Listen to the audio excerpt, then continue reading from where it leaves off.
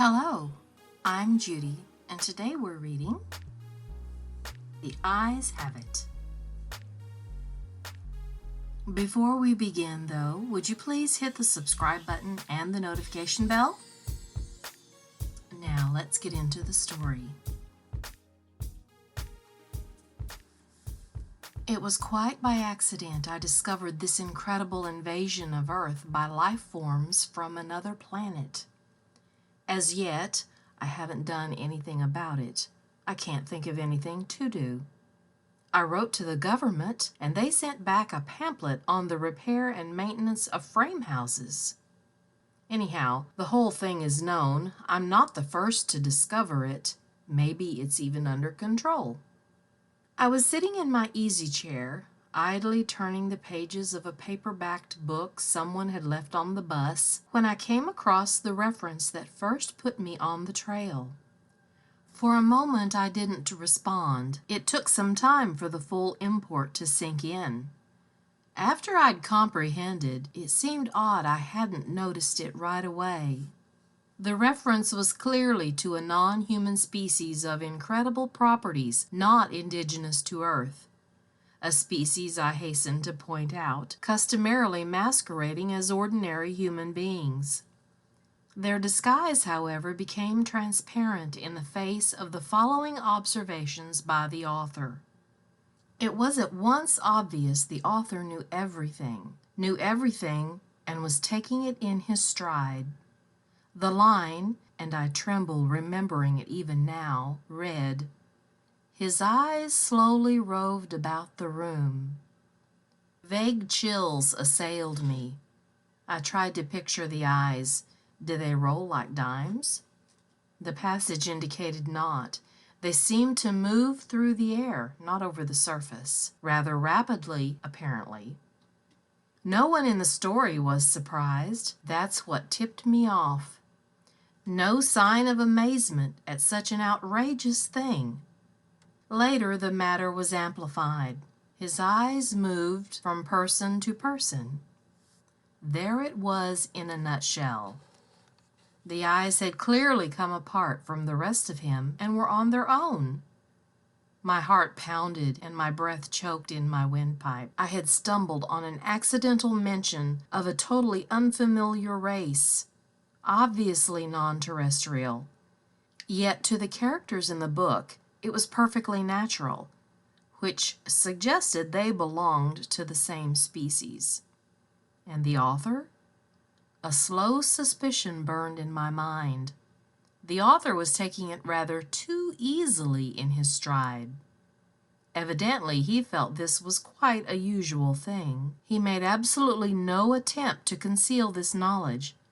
The story continued. Presently, his eyes fastened on Julia. Julia, being a lady, had at least the breeding to feel indignant. She is described as blushing and knitting her brows angrily. At this I sighed with relief. They weren't all non-terrestrials. The narrative continues. Slowly, calmly, his eyes examined every inch of her. Great Scott! But here the girl turned and stomped off, and the matter ended. I lay back in my chair, gasping with horror. My wife and family regarded me in wonder. "What's wrong, dear?" my wife asked. I couldn't tell her. Knowledge like this was too much for the ordinary run-of-the-mill person. I had to keep it to myself. "Nothing," I gasped. I leaped up, snatched the book, and hurried out of the room.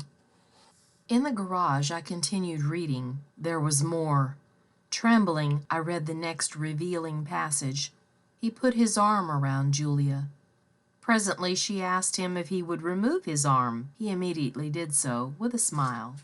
It's not said what was done with the arm after the fellow had removed it. Maybe it was left standing upright in the corner. Maybe it was thrown away. I don't care. In any case, the full meaning was there, staring me right in the face. Here was a race of creatures capable of removing portions of their anatomy at will. Eyes, arms, and maybe more, without batting an eyelash. My knowledge of biology came in handy at this point. Obviously, they were simple beings, unicellular, some sort of primitive single-celled things, beings no more developed than starfish. Starfish can do the same thing, you know. I read on and came to this incredible revelation, tossed off coolly by the author without the faintest tremor. Outside the movie theater, we split up. Part of us went inside, part over to the cafe for dinner. Binary fission, obviously. Splitting in half and forming two entities? Probably each lower half went to the cafe, it being farther, and the upper halves to the movies. I read on, hands shaking. I had really stumbled onto something here. My mind reeled as I made out this passage.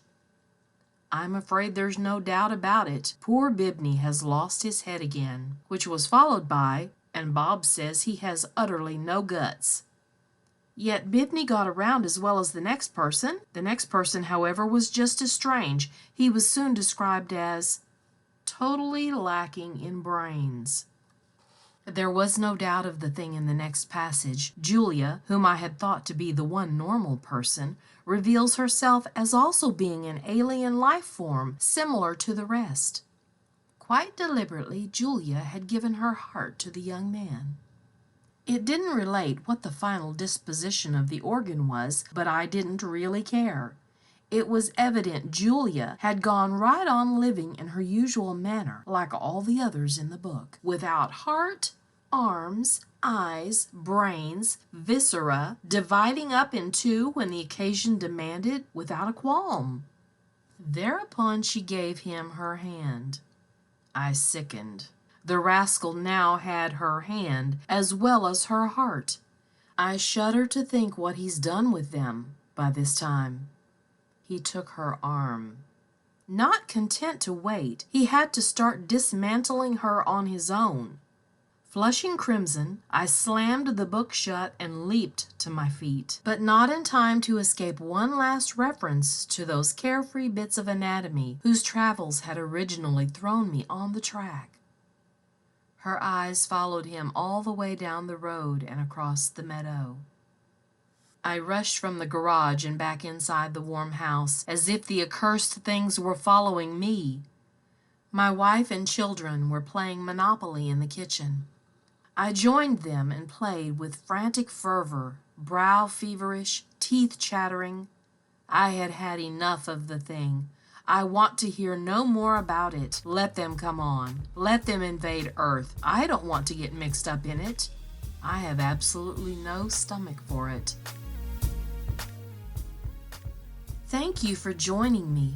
If you'd like, please leave a comment, a suggestion, or a request. Until next time.